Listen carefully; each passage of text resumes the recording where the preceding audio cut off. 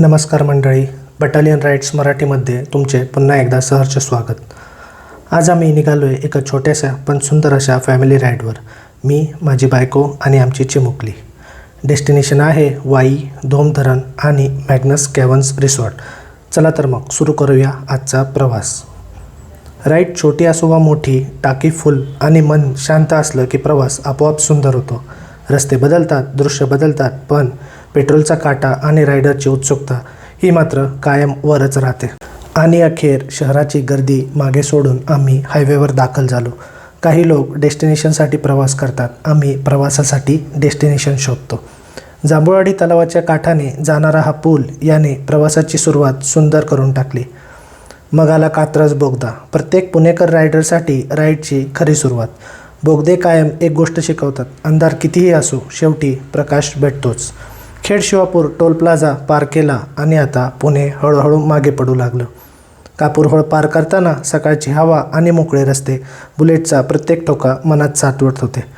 श्री गुरुदेव दत्त यांना नमस्कार करून पुढे मार्गस्थ झालो. नीरा नदी ओलांडताना सातारा हद्दीत प्रवेश झाल्याची चाहूल लागली. सीमा जिल्ह्यांची असते, प्रवासाची नाही. शिरवळ पार करताना पोटात भूक आणि मनात अजून प्रवास बाकी याची जाणीव झाली. राईडची मजा आणि मिसळीची चव, दोन्ही गोष्टींना महाराष्ट्रात पर्याय नाही. म्हणूनच खंबाटकी घाटाच्या अलीकडे भैरवनाथ मिसळवाले यांच्याकडे न्याहारासाठी थांबलो. मिसळ, कढीवडा, भजी आणि चिमुकलीसाठी इडली अशा प्रकारे भरपेट न्याहारी केली. कारण टुरिंगचा एक नियम आहे, टाकी आणि पोट वेळेवर भरा. आता खंबाटकी घाट सुरू झाला आणि रस्त्यांनी त्यांचं खरं सौंदर्य दाखवायला सुरुवात केली. सरळ रस्ते डेस्टिनेशनपर्यंत नेतात, वळणदार रस्ते सोबतच आठवणी बनवतात. खंबाटकी घाट मागे सोडत आम्ही पोचलो महाराष्ट्राच्या ऐतिहासिक राजधानीत म्हणजेच सातारा. वाई फाट्यावरून आम्ही मुख्य महामार्ग सोडला आणि निसर्गाच्या दिशेने वळालो. मोठे रस्ते संपले, आता सुरू झाला खरा ग्रामीण महाराष्ट्र. वाईचा महागणपती, इतिहास, श्रद्धा आणि शांतता यांचा सुंदर संगम. प्रवासातली खरी विश्रांती मंदिरातच मिळते. नंतर वाघजाई मातेचे दर्शन घेतले आणि पुढील प्रवासासाठी आशीर्वादही. जवळच असलेल्या नाना फडणवीस वाड्यास भेट दिली. येथे अतिशय सुंदर अशा महादेव मंदिरात हर हर महादेव अशी घोषणा करत पुढील प्रवासासाठी ऊर्जा मिळवली. आणि आता समोर आलं होतं धोमधरण. सनाट शांतता, डोंगरांची साथ आणि मनाला मिळालेलं एक वेगळंच समाधान. काही दृश्ये फोटोमध्ये कैद होतात तर काही थेट मनात. दिवसभराचा प्रवास आता शेवटाकडे आलेला होता, पण साहस अजूनही बाकी होतं. आणि अखेर आमचं आजचं घर, शहरापासून दूर, निसर्गाच्या अगदी जवळ. पुण्यापासून वाईपर्यंतचा हा प्रवास फक्त राईड नसून तो आमच्या छोट्या कुटुंबासोबत घेतलेला एक सुंदर अनुभव होता. दिवसभराचा प्रवास संपला होता, पण दिवसभरातील सर्वात सुंदर क्षण अजूनही बाकी होते. संध्याकाळचे रंग हळूहळू आकाशात पसरत होते आणि निसर्ग त्याचे सर्वात सुंदर रूप दाखवत होता. आणि मग त्या सुंदर सूर्यास्तासोबत काही क्षण माझ्या बटालियन ब्लॅकसाठी. हजारो किलोमीटरची साथ, असंख्य आठवणी आणि प्रत्येक प्रवासात नवी गोष्ट शिकवणारी माझी बुलेट. डोंगरांच्या साक्षीने मावळत्या सूर्याच्या प्रकाशात ती आज आणखी सुंदर दिसत होती. कालचा दिवस निसर्गाच्या सान्निध्यात गेला आणि आज वेळ आली होती परतीच्या प्रवासाची. धोमच्या शांत वातावरणाला निरोप देत आम्ही पुन्हा पुण्याच्या दिशेने निघालो. दोन्ही बाजूंना हिरवी झाडं, निवांत गावं, शेतात काम करणारी माणसं आणि अगदी कमी वाहतूक.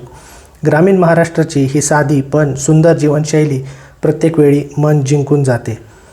प्रवासात अचानक मिळणाऱ्या छोट्या गोष्टीच जास्त लक्षात राहतात. आणि त्यात आज भर पडली कंदी पेढे आणि आंबा बर्फीची. कंदी पेढा म्हणजे नुसती मिठाई नाही, तर सातारकरांचं प्रेम आणि जिव्हाळा आहे. पुढे सुरूर रोडवरील मॅप्रो गार्डनला विश्रांती घ्यायचा विचार आला. स्ट्रॉबेरी क्रीम, मँगो क्रीम आणि गरमागरम सँडविचचा आस्वाद घेतला. थोडा वेळ विश्रांतीनंतर पुन्हा पुण्याच्या दिशेने प्रवास सुरू झाला. नवीन खंबाटकी बोगदा समोर आला. एक रायडर म्हणून हा रस्ता आवडलाच, परंतु एक सिव्हिल इंजिनियर, स्थापत्य अभियंता म्हणून ही इन्फ्रास्ट्रक्चर डेव्हलपमेंट पाहताना वेगळाच अभिमान वाटला. डोंगर भेदून हजारो लोकांचं आयुष्य सोपं करणाऱ्या अशा प्रकल्पांमध्ये असंख्य लोकांचं योगदान असतं. शिरवळ पार करताना पुणे काही दूर नाही याची जाणीव झाली. रस्त्याच्या कडेला फडकणारा भगवा ध्वज पाहिला आणि नकळतच छत्रपतींच्या महाराष्ट्राचा अभिमान पुन्हा जागा झाला. हा फक्त रंग नसून एक ओळख आहे. नीरा नदी पुन्हा एकदा पार केली आणि साताऱ्याला निरोप देत पुण्याच्या हद्दीत प्रवेश केला. कापूरहोळ पार केल्यानंतर थोडी विश्रांती घेतली. थंड पेय, विसावा आणि शेवटच्या टप्प्यासाठी नवीन ऊर्जा. खेड शिवापूर टोल प्लाझा पार करताना आता आपण जवळ आलो आहोत ही भावना मनात आली. नवीन कात्रज बोगद्यात प्रवेश आणि 2 दिवसाच्या सुंदर सहलीचा शेवट नजीक आल्याची जाणीव. आणि अशा प्रकारे धोम, वाई, डोंगर, धरण, गावं, रस्ते आणि असंख्य आठवणी घेऊन आम्ही पुन्हा घरी परतलो. या प्रवासासाठी बुलेटने 39चा मायलेज दिला. व्हिडिओ आवडला असेल तर नक्की लाईक, शेअर आणि सबस्क्राईब करा. पुन्हा भेटू एका नवीन रस्त्यावर, एका नवीन प्रवासात. तोपर्यंत मजबूत चालवा, सुरक्षित चालवा. धन्यवाद.